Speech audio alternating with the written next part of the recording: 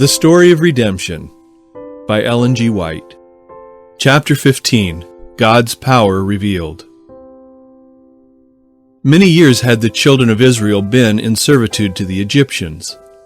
Only a few families went down into Egypt, but they had become a large multitude. And being surrounded with idolatry, many of them had lost the knowledge of the true God and had forgotten his law.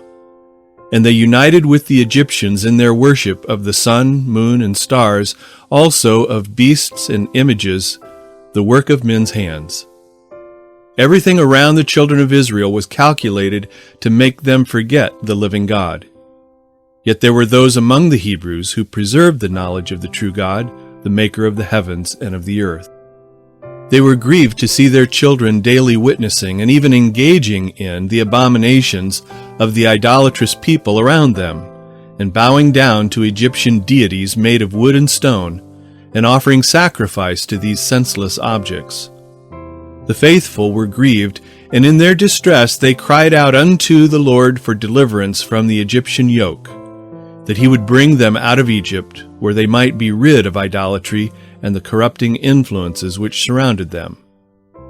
But many of the Hebrews were content to remain in bondage rather than go to a new country and meet with the difficulties attending such a journey. Therefore the Lord did not deliver them by the first display of his signs and wonders before Pharaoh.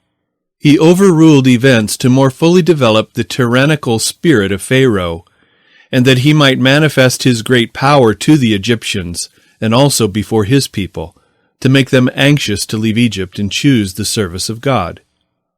Although many of the Israelites had become corrupted by idolatry, yet the faithful stood firm. They had not concealed their faith, but openly acknowledged before the Egyptians that they served the only true and living God. They rehearsed the evidences of God's existence and power from creation down. The Egyptians had an opportunity of becoming acquainted with the faith of the Hebrews and their God. They had tried to subvert the faithful worshippers of the true God, and were annoyed because they had not succeeded, either by threats, the promise of rewards, or by cruel treatment. The last two kings who had occupied the throne of Egypt had been tyrannical and had cruelly entreated the Hebrews. The elders of Israel had endeavored to encourage the sinking faith of the Israelites by referring to the promise made to Abraham and the prophetic words of Joseph just before he died, foretelling their deliverance from Egypt. Some would listen and believe. Others looked at their own sad condition and would not hope. Israel influenced by their environment. The Egyptians had learned the expectations of the children of Israel and derided their hopes of deliverance, and spoke scornfully of the power of their God. They pointed them to their own situation as a people, as merely a nation of slaves, and tauntingly said to them, "If your God is so just and merciful and possesses power above the Egyptian gods, why does he not make you a free people? Why not manifest his greatness and power and exalt you?"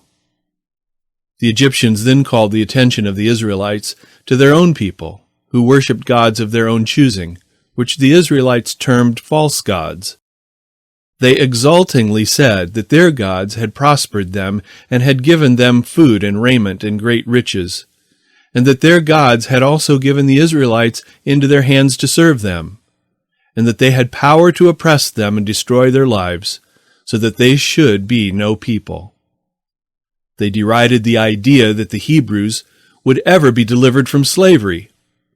Pharaoh boasted that he would like to see their God deliver them from his hands. These words destroyed the hopes of many of the children of Israel. It appeared to them very much as the king and his counselors had said.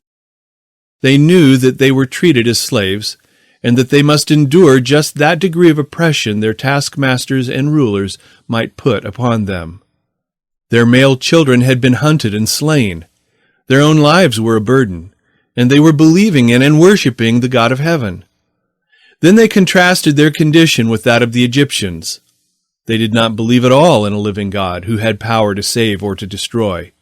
Some of them worshipped idols, images of wood and stone, while others chose to worship the sun, moon, and stars, yet they were prospered and wealthy. And some of the Hebrews thought that if God was above all gods, he would not thus leave them as slaves to an idolatrous nation.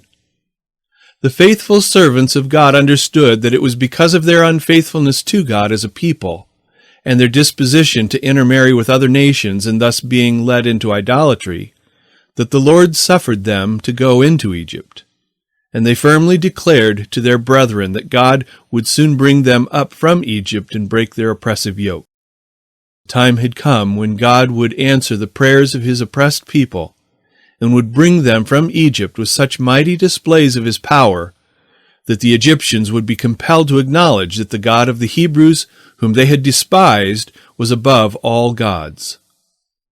He would now punish them for their idolatry and for their proud boasting of the mercies bestowed upon them by their senseless gods.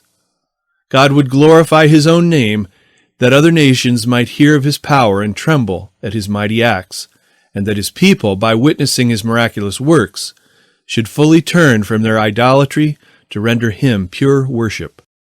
In the deliverance of Israel from Egypt, God plainly showed his distinguished mercy to his people before all the Egyptians. God saw fit to execute his judgments upon Pharaoh, that he might know by sad experience, since he would not otherwise be convinced, that his power was superior to all others.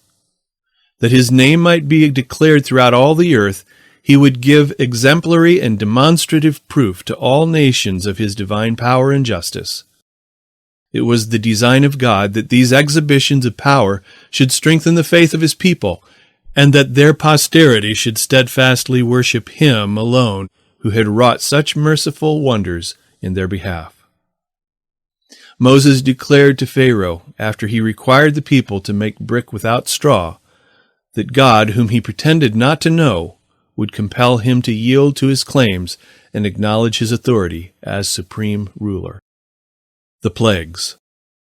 The miracle of the rods becoming a serpent and the rivers being turned to blood did not move the hard heart of Pharaoh, only to increase his hatred of the Israelites. The work of the magicians led him to believe that these miracles were performed by magic, but he had abundant evidence that this was not the case when the plague of frogs was removed. God could have caused them to disappear and return to dust in a moment, but he did not do this, lest after they should be removed, the king and the Egyptians should say that it was the result of magic, like the work of the magicians. They died, and then they gathered them together into heaps. Their bodies they could see before them, and they corrupted the atmosphere. Here the king and all Egypt had evidences which their vain philosophy could not dispose of, that this work was not magic, but a judgment from the God of heaven. The magicians could not produce the lice. The Lord would not suffer them to make it even appear to their own sight, or to that of the Egyptians, that they could produce the plague of the lice. He would remove all excuse of unbelief from Pharaoh. He compelled even the magicians themselves to say, "This is the finger of God." Next came the plague of the swarms of flies. They were not such flies as harmlessly annoy us in some seasons of the year, but the flies brought upon Egypt were large and venomous. Their sting was very painful upon man and beast. God separated his people from the Egyptians and suffered no flies to appear throughout their coasts. The Lord then sent the plague of the murrain upon their cattle, and at the same time preserved the cattle of the Hebrews, that not one of them died. Next came the plague of the boil upon man and beast, and the magicians could not protect themselves from it. The Lord then sent upon Egypt the plague of the hail mingled with fire, with lightnings and thunder. The time of each plague was given before it came, that it might not be said to have happened by chance. The Lord demonstrated to the Egyptians that the whole earth was under the command of the God of the Hebrews, that thunder, hail, and storm obey his voice. Pharaoh, the proud king, who once inquired, "Who is the Lord that I should obey his voice?" humbled himself and said, "I have sinned. The Lord is righteous, and I and my people are wicked." He begged of Moses to be his intercessor with God, that the terrific thunder and lightning might cease. The Lord next sent the dreadful plague of the locusts. The king chose to receive the plagues rather than to submit to God. Without remorse he saw his whole kingdom under the miracle of these dreadful judgments. The Lord then sent darkness upon Egypt. The people were not merely deprived of light, but the atmosphere was very oppressive, so that breathing was difficult. Yet the Hebrews had a pure atmosphere and light in their dwellings. One more dreadful plague God brought upon Egypt, more severe than any before it.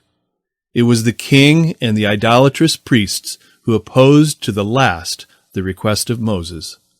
The people desired that the Hebrews should be permitted to leave Egypt.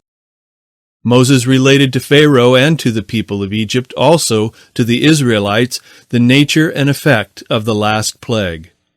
On that night, so terrible to the Egyptians and so glorious to the people of God, was the solemn ordinance of the Passover instituted. It was very hard for the Egyptian king and a proud and idolatrous people to yield to the requirements of the God of heaven. Very slow was the king of Egypt to yield. While under most grievous affliction, he would yield a little, but when the affliction was removed, he would take back all he had granted. Thus plague after plague was brought upon Egypt, and he yielded no more than he was compelled to by the dreadful visitations of God's wrath. The king even persisted in his rebellion after Egypt had been ruined. Moses and Aaron related to Pharaoh the nature and effect of each plague which should follow his refusal to let Israel go. Every time he saw these plagues come exactly as he was told they would come, yet he would not yield. First, he would only grant them permission to sacrifice to God in the land of Egypt. Then, after Egypt had suffered by God's wrath, he granted that the men alone should go. After Egypt had been nearly destroyed by the plague of the locusts, then he granted that their children and their wives might go also, but would not let their cattle go. Moses then told the king that the angel of God would slay their firstborn. Every plague had come a little closer and more severe, and this was to be more dreadful than any before it. But the proud king was exceedingly angry and humbled not himself.